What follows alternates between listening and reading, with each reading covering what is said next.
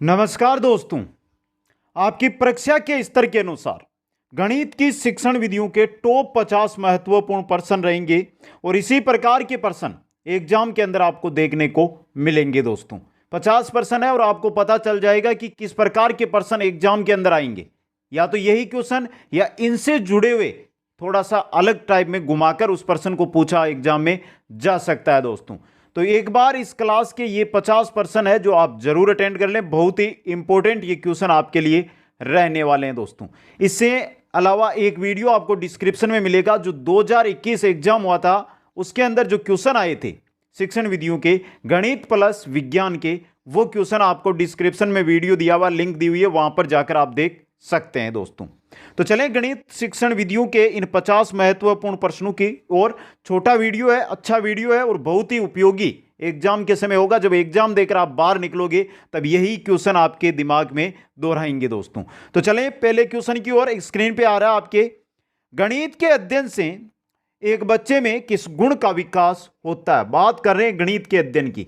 आत्मविश्वास का होता है, तार्किक सोच का विकास होता है, विश्लेषिक सोच का विकास होता है। मतलब इनमें से सभी यानी इन सभी का क्या होता है, विकास होता है। 4 नंबर ऑप्शन यहां पे रहेगा आपका सही। दोस्तों नेक्स्ट क्वेश्चन नंबर 2 की ओर चलते हैं।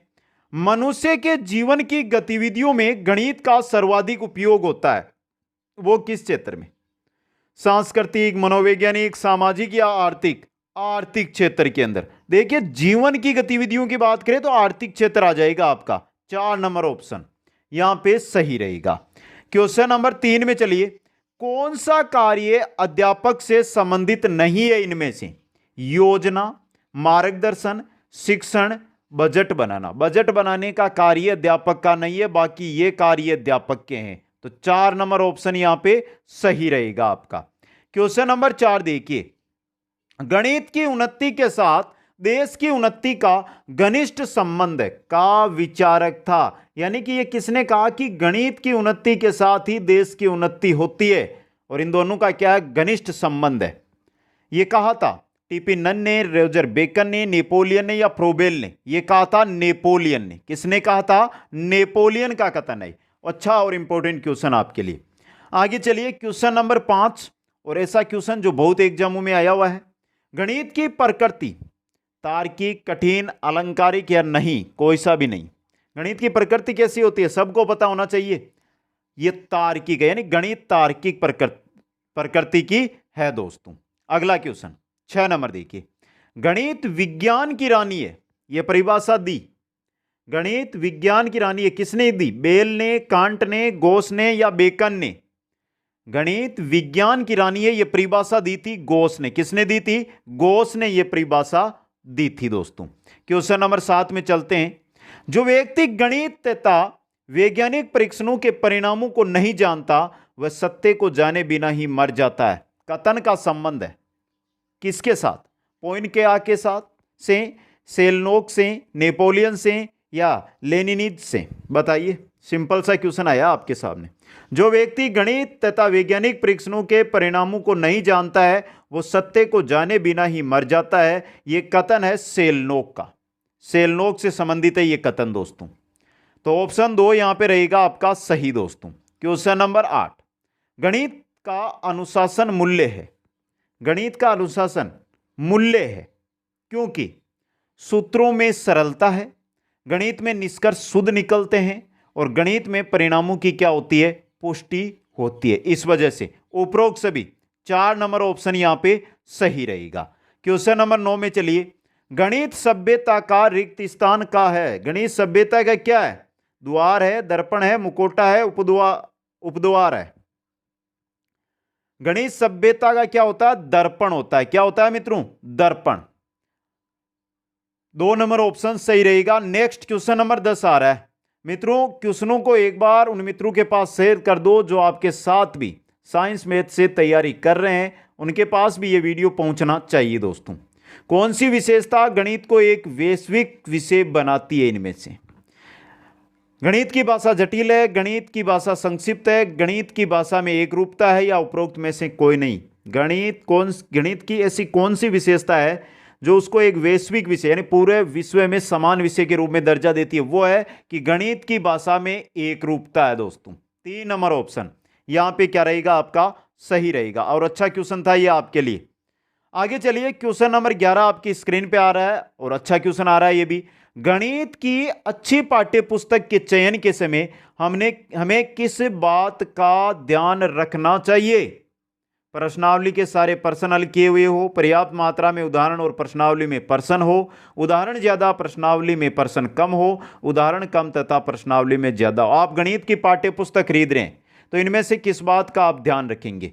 पर्याप्त मात्रा में उसमें उदाहरण दिए गए हों और पर्याप्त मात्रा में ही प्रश्नावली के प्रश्न उसके अंदर दिए गए हो दोस्तों। 2 नंबर ऑप्शन यहां पे सही रहेगा। क्वेश्चन नंबर 12 में चलिए, निम्नलिखित में से कौन सा कथन गणित के पाठ्यक्रम निर्माण को अच्छी तरह से नहीं दर्शा रहा?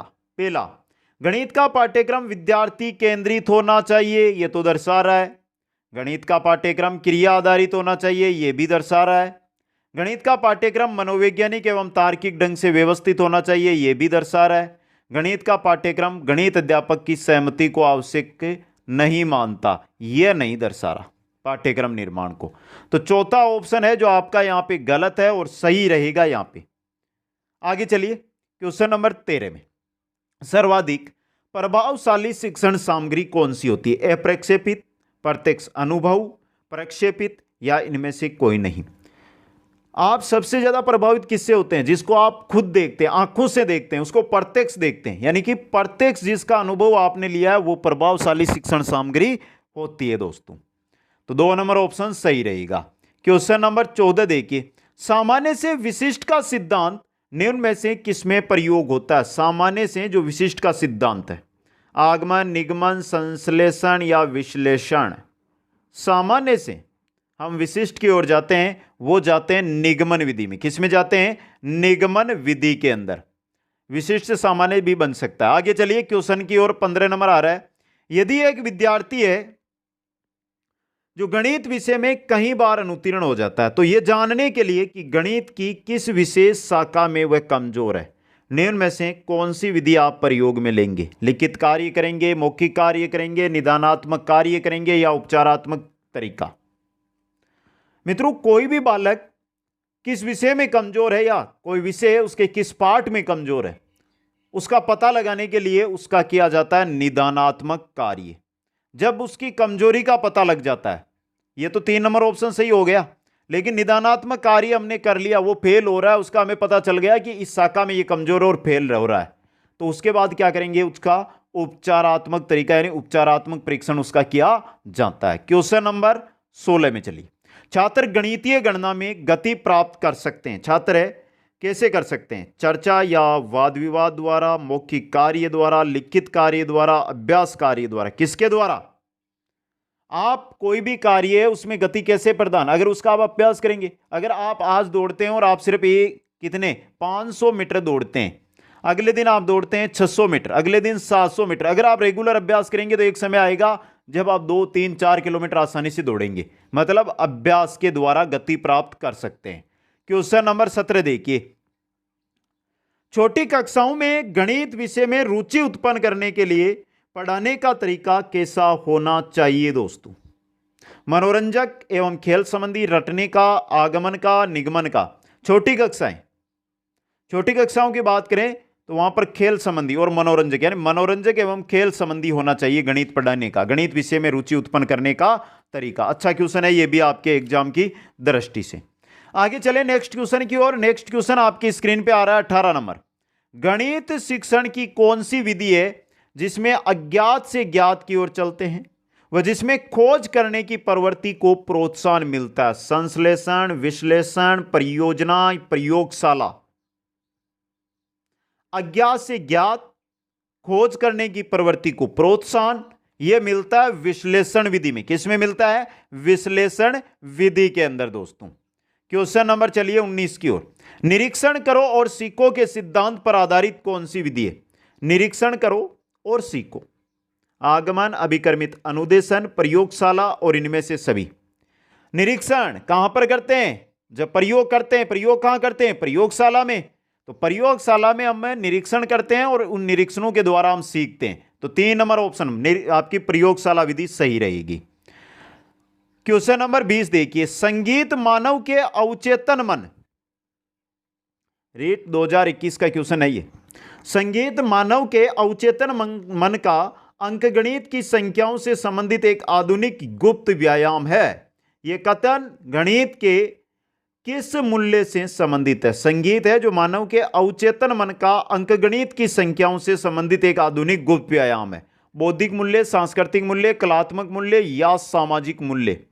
कौन से मूल्य से संबंधित है गणित के? ये कलात्मक मूल्य से। 3 नंबर ऑप्शन यहां पे सही रहेगा। क्वेश्चन नंबर 21, विद्यालय में ज्यामिति पढ़ाने के लिए संश्लेषणात्मक विधि का प्रयोग निम्नांकित के पश्चात किया जाना चाहिए। ज्यामिति पढ़ा रहे हैं तो उसमें आप संश्लेषणात्मक विधि का प्रयोग करना चाहते हैं तो किसके बाद? आगमन, संश्लेषण, विश्लेषण या निगमन? संश्लेषणात्मक विधि यानी संश्लेषण विधि का प्रयोग करना चाहिए आपको विश्लेषण विधि के बाद में। 3 नंबर ऑप्शन सही रहेगा। क्वेश्चन नंबर 22 है, अंकगणित शिक्षण की उपयुक्त विधि है? प्रोजेक्ट है, प्रदर्शन है, विश्लेषण है या कोई नहीं है इनमें से? अंकगणित का आप शिक्षण कराना चाहते हैं तो उसके लिए उपयुक्त विधि कौन सी होगी मित्रों? बता दीजिए कौन सी होगी? विश्लेषण विधि होगी आपकी। 3 नंबर ऑप्शन यहां पे सही है। क्वेश्चन नंबर 23 नंबर है, गणित शिक्षण की उपयुक्त विधि बताइए। व्याख्यान है, प्रदर्शन है, आगमन निगमन है या उपरोक्त सभी? व्याकरण शिक्षण की कौन सी होती है? आगमन निगमन ही होती है ना, तो वो भी गणित शिक्षण की होती है आगमन निगमन विधि। 3 नंबर ऑप्शन यहां पे सही रहेगा। क्वेश्चन नंबर 24 में चलिए, आगमन विधि निम्न में से किसके लिए उपयुक्त है? सूत्र स्थापित करने के लिए, सवाल को सूत्र द्वारा हल करने के लिए, सवाल को समझने के लिए, सवाल को बनाने के लिए। आगमन विधि के द्वारा हम क्या करते हैं? सूत्र स्थापित। तो देखिए सूत्र स्थापित करने के लिए नंबर 1 ऑप्शन सही है यहां पे। क्वेश्चन 25 है आपका, गणित शिक्षण में सर्वाधिक महत्वपूर्ण नहीं है? गणित शिक्षण के अंदर सर्वाधिक महत्वपूर्ण लिखित कार्य, मौखिक कार्य, श्यामपट्ट कार्य या वाचन?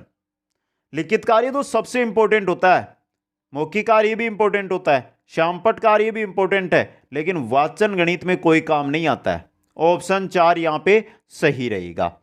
क्वेश्चन नंबर 26 है, गणित का सर्वाधिक प्रयोग मनुष्य जीवन की जिन गतिविधियों में होता है वह? गणित का सर्वाधिक प्रयोग हम मनुष्य जीवन की किन गतिविधियों में करते हैं? सामाजिक भागीदारी, राजनीतिक जागरूकता, आर्थिक गणना या धार्मिक अभिवृत्ति? आर्थिक गणना में गणित का सर्वाधिक प्रयोग है जो हम करते हैं दोस्तों। आगे चलिए क्वेश्चन नंबर 27 की ओर, गणित में सोचने तथा तर्क करने की क्षमता का विकास करने में निम्न में से कौन सी विधि अधिक सहायक है? व्याख्यान है, समस्या समाधान है, निगमन है या संश्लेषण है? सोचने तर्क करने की क्षमता का विकास करने के लिए कौन सी विधि सहायक होगी? समस्या समाधान विधि सहायक होगी। अच्छा क्वेश्चन है ये भी। आगे चलते हैं नेक्स्ट क्वेश्चन नंबर 28 की ओर, विश्लेषण विधि से शिक्षण तथा अधिगम प्रदान करना निम्न में से किसके अधिगम सिद्धांत के अनुरूप है? बहुत अच्छा क्वेश्चन है ये और आ सकता है एग्जाम में। विश्लेषण विधि से शिक्षण तथा अधिगम प्रदान करना निम्न में से किसके अधिगम सिद्धांत के अनुरूप होता है? थोरनडाइक के अधिगम सिद्धांत के अनुरूप दोस्तों। क्वेश्चन नंबर 29 है, किसी वर्ग या आयत का क्षेत्रफल ज्ञात करने के लिए गणित की कौन सी शिक्षण विधि प्रभावी हो सकती है? आप कोई वर्ग है, कोई आयत है, उसका क्षेत्रफल ज्ञात कर रहे हैं तो आपके लिए कौन सी शिक्षण विधि है जो आपके लिए अच्छी होगी, प्रभावी होगी? आगमन, निगमन, क्रिया या प्रयोगशाला?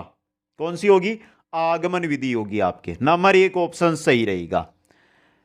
क्वेश्चन नंबर 30 है, प्राथमिक कक्षाओं के लिए उपयुक्त विधि है? आगमन है, व्याख्यान है, प्रयोगशाला या सभी है? इन 3 विधियों में बताना है आपको प्राथमिक कक्षाओं के लिए उपयुक्त। वैसे तो खेल विधि मानते हैं हम, लेकिन यहां पर पूछा है तो यहां पर इनमें रहेगी आपकी आगमन विधि दोस्तों।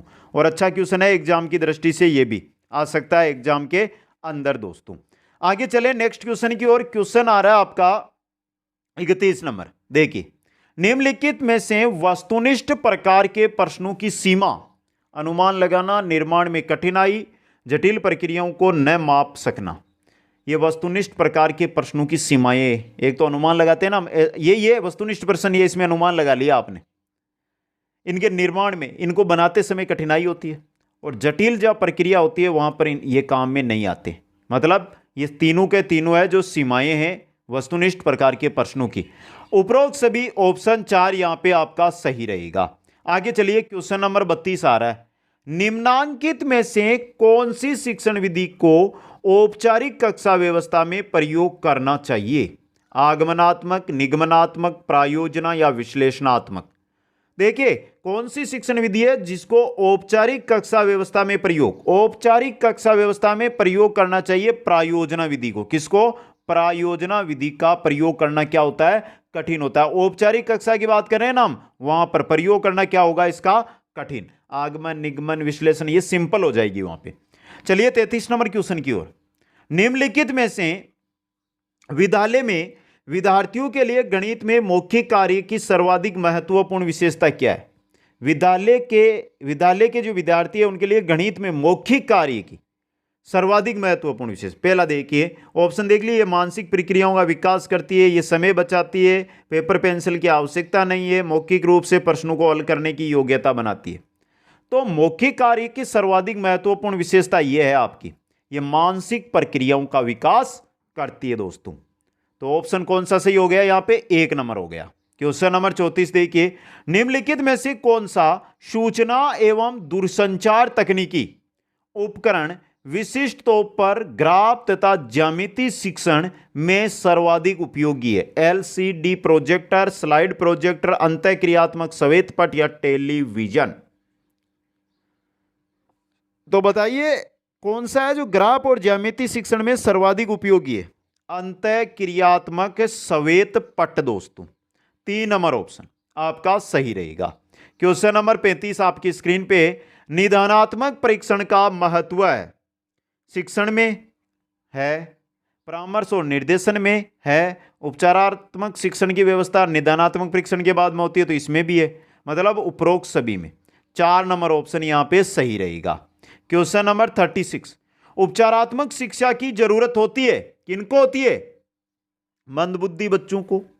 मंदबुद्धि बच्चों के लिए, पिछड़े बच्चों के लिए, सामान्य बच्चों के लिए, या इनमें से सभी के लिए?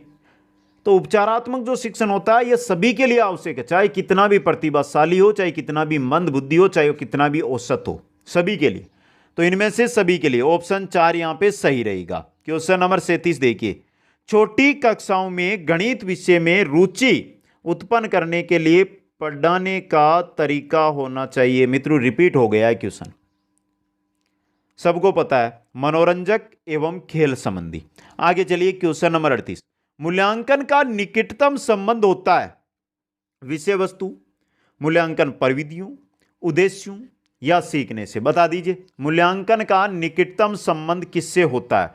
यह बहुत अच्छा और क्वेश्चन आपके लिए इंपॉर्टेंट रहेगा दोस्तों, बहुत अच्छा क्वेश्चन है। यहां पे देखिए मित्रों, एक जो विधियां हैं जैसे योजना विधि या प्रायोजना विधि है, उसके जो जन्मदाता है वो कौन है? किलपेट्रिक है। ह्यूरिस्टिक विधि के कौन है दोस्तों? ह्यूरिस्टिक ही है, हेनरी एडवर्ड ह्यूरिस्टिक। ये क्वेश्चन है दो जो एग्जामों के अंदर बार बार पूछे जाते हैं, योजना और ह्यूरिस्टिक विधि से रिलेटेड। तो इनको आपको क्या करना है? याद रखना है दोस्तों। आगे चले नेक्स्ट क्वेश्चन की ओर। नेक्स्ट क्वेश्चन यहां पहले, मूल्यांकन का निकटतम संबंध किससे होता है? उद्देश्यों से होता है। 3 नंबर ऑप्शन सही रहेगा। Question number 39। उपलब्धि परीक्षण एवं नैदानिक परीक्षण में अंतर बता दीजिए। उपलब्धि परीक्षण और नैदानिक परीक्षण में क्या अंतर होता है? एक तो उपलब्धि है, दूसरा है नैदानिक परीक्षण, और इनमें बताना है आपको क्या अंतर दोस्तों। सिंपल सा क्वेश्चन है, उपलब्धि और नैदानिक कैसा होता है? उद्देश्यों का अंतर होता है। कैसा अंतर होता है इनमें? उद्देश्यों का अंतर होता है दोस्तों। यहां पे आपका 1 नंबर ऑप्शन है जो सही रहेगा। Question number 40।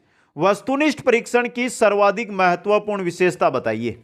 जो वस्तुनिष्ठ परीक्षण होता है उसकी सर्वाधिक महत्वपूर्ण, उसमें विश्वसनीयता हो, वेदता हो और वस्तुनिष्ठता हो, मतलब उपरोक्त सभी। 4 नंबर ऑप्शन सही रहेगा।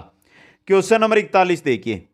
अधिगम संबंधी गलतियों और कमियों को दूर करने के लिए क्या आवश्यक है? उपलब्धि परीक्षण, निदानात्मक परीक्षण, उपचारात्मक शिक्षण या सूक्ष्म शिक्षण? अधिगम संबंधी गलतियां कर रहे हैं या कमियों का हमें पता चल गया तो उनके लिए उपचारात्मक शिक्षण आवश्यक है दोस्तों। क्वेश्चन नंबर 42, जब किसी विद्यार्थी की उत्तर पुस्तिका को हम बार बार जांचने पर भी उसके मूल्यांकन में अंतर न पाते हैं तो परीक्षा को कहा जाएगा विश्वसनीयता, वस्तुनिष्ठता, वेद्य या विभेदकारी। कैसी परीक्षा होगी ये होगी विश्वसनीय परीक्षा, विश्वसनीयता का गुण होगा ये। क्वेश्चन नंबर 43, मूल्यांकन प्रक्रिया का सोपान, उद्देश्य का निर्धारण, मूल्यांकन की प्रविधियों का चयन एवं निर्माता, उद्देश्यों की प्राप्ति के लिए अध्ययन अध्यापन क्रियाओं का निर्धारण, ये मूल्यांकन प्रक्रिया के है सोपान। उपयुक्त सभी 4 नंबर ऑप्शन सही रहेगा। क्वेश्चन नंबर 44, पढ़ने की योग्यता, उच्चारण की जांच के लिए कौन सी परीक्षा ली जाती है? एक तो पढ़ने की योग्यता, दूसरी उच्चारण की जांच के लिए कौन सी? लिखित, प्रायोगिक परीक्षा या मौखिक या उपरोक्त सभी? कौन सी? मौखिक परीक्षा दोस्तों। उच्चारण की बात आ गई ना यहां पे, 3 नंबर ऑप्शन सही रहेगा। क्वेश्चन नंबर 45, जिस परीक्षा में प्रश्नों के विभिन्न उत्तर न होकर एक ही उत्तर हो, जिस परीक्षा में प्रश्नों के विभिन्न उत्तर न होकर एक ही उत्तर हो, यह मूल्यांकन की कौन सी विशेषता है? विश्वसनीयता है, वैधता है, वस्तुनिष्ठता है या व्यापकता है? यह क्या है? वस्तुनिष्ठता। जिस प्रकार इस प्रश्न का एक ही उत्तर है ना, वस्तुनिष्ठता, यह गुण दोस्तों। क्वेश्चन नंबर 46, उद्देश्यनिष्ठ मूल्यांकन की विशेषता। उद्देश्यनिष्ठ मूल्यांकन, विश्वसनीयता, वैधता, वस्तुनिष्ठता, उपयुक्त सभी। उद्देश्यनिष्ठ मूल्यांकन की तीनों विशेषताएं हैं ये, उपयुक्त सभी। 4 नंबर ऑप्शन सही रहेगा। क्वेश्चन नंबर 47, विभेदकारी परीक्षा अंतर करती है सामान्य बालकों में, कमजोर बालकों में, प्रतिभावान बालकों में, सभी में अंतर करती है विभेदकारी परीक्षा तो उक्त सभी। 4 नंबर ऑप्शन सही रहेगा। क्वेश्चन नंबर 48, मूल्यांकन में किस पर बल दिया जाता है? मूल्यांकन में बल मात्रा पे, गुण पे और मूल्य पे, उपयुक्त सभी पर क्या दिया जाता है? मूल्यांकन में बल दिया जाता है दोस्तों। आगे चलिए क्वेश्चन नंबर 49, मूल्यांकन प्रक्रिया का प्रमुख तत्व क्या होता है?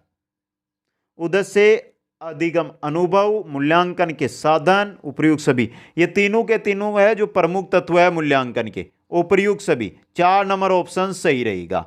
क्वेश्चन नंबर 50 है वस्तुनिष्ठ प्रश्नों के प्रकार।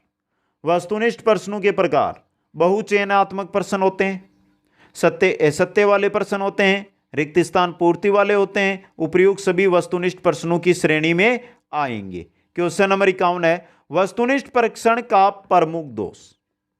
वस्तुनिष्ठ परीक्षण होता है, उसका प्रमुख दोष क्या होता है?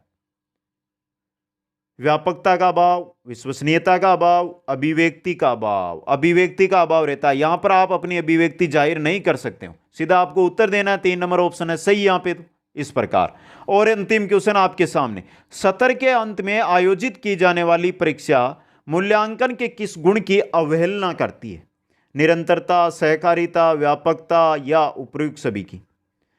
सत्र के अंत में आयोजित की जाने वाली परीक्षा मूल्यांकन के किस गुण की? निरंतरता की अवहेलना करती है मित्रों। 1 नंबर ऑप्शन यहां पे सही रहेगा। और मित्रों आपके सामने 52 क्वेश्चन गणित शिक्षण विधियों के रख दिए। कैसे लगे कमेंट करके बता दें। और जो भी साथी मेरे साथ जुड़ना चाहते हैं तो उनसे निवेदन है कि यहां पर देखिए नीचे आपको इंस्टाग्राम आईडी दी गई है, वहां पर जुड़िए। और कोई भी जानकारी, आपको किसी भी प्रकार की जानकारी लेनी है तो वहां पर मैसेज कीजिए, जरूर वहां पर आपको उचित सुझाव दिया जाएगा दोस्तों। वीडियो को लाइक, शेयर और जो नए साथी जुड़ रहे हैं चैनल को सब्सक्राइब कर लें। आप सभी को बहुत बहुत धन्यवाद। जय हिंद, जय भारत दोस्तों।